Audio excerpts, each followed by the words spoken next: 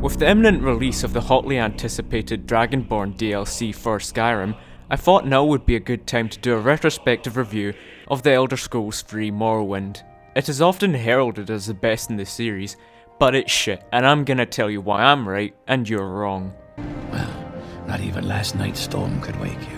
Just like every Skyrim game, you start off as a prisoner, but this time on a boat. It immediately starts off poorly because during character creation, it actually shows you the benefits of picking a race, rather than just leaving it a mystery. Don't they know this is half the fun? Also, what the fuck is a hand-to-hand? But you're finally a free man, and you're challenged with your first boss fight. It is horrendously overpowered with the ability to completely paralyze you. How the game expects you to overcome this, I have no idea. Your first quest involves spying on this guy from a lighthouse, but he immediately spots you, so you have to take him down. Before any more discussion about this game can continue, it first needs to be established how dire the combat is in this game. The weapons combat in this game is simply atrocious. Whether you hit the enemy or not is based completely on luck and random number generators, factoring in irrelevant things such as your skill levels, attributes and fatigue way, rather than just designing the game to have a functional skill-based combat system. Skyrim manages to make the combat a non-stop action thrill ride, with the dragon fights being one of the most epic and intense experiences you will likely have in any video game. As for the magic, there are far too many spells. No, that's just racist. It is also possible to even fail casting spells, meaning that they are also dependent on the same luck-based combat system as the melee and ranged weapons. This combined with the fact that magic and health never regenerate makes magic completely unviable. In conclusion, Morrowind combat can go fuck itself.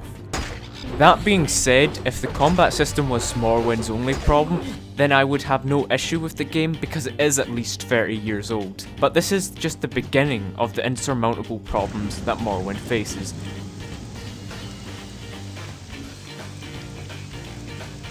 A good example of this is the way it handles the plot. The plot to Morrowind can be summarised by the following. Words, words, words, words, words.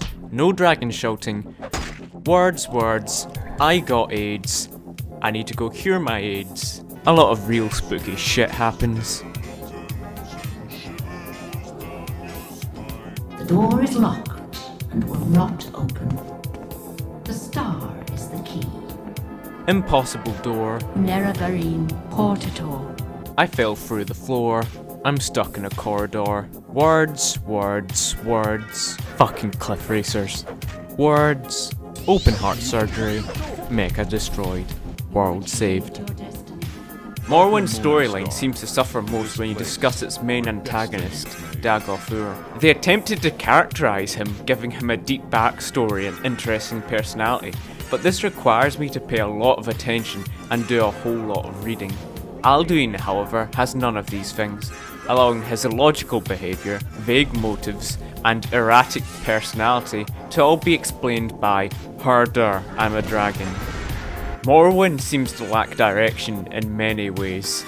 The large non-linear dungeons that reward full exploration are just confusing. There are no big fuck-off arrows telling you where to go, meaning that you actually have to look at signposts and read your journal to figure out where to go. This is terrible game design. It seems as though the designers of Morrowind incorrectly assumed that the modern gamer can read at a primary school level. Instead of having the same Nordic city copy-pasted a couple of times like in Skyrim, Morrowind had vibrant cities, each with interesting architecture relative to the great house that resides there, and unique landmarks to make each city stand out. This is a great example of schizophrenic art design at its worst. In conclusion, it would be unfair for me to say the game is without its triumphs. The game does have a few really interesting boss fights, with simply wonderful mechanics like removing all your strength so you have to drop everything right where you stand in order to regain your movement, and constantly falling through the floor is a great treat. This is all hampered by an otherwise flawed game. With these things in mind, I rate Morrowind a shameful 8 out of 10.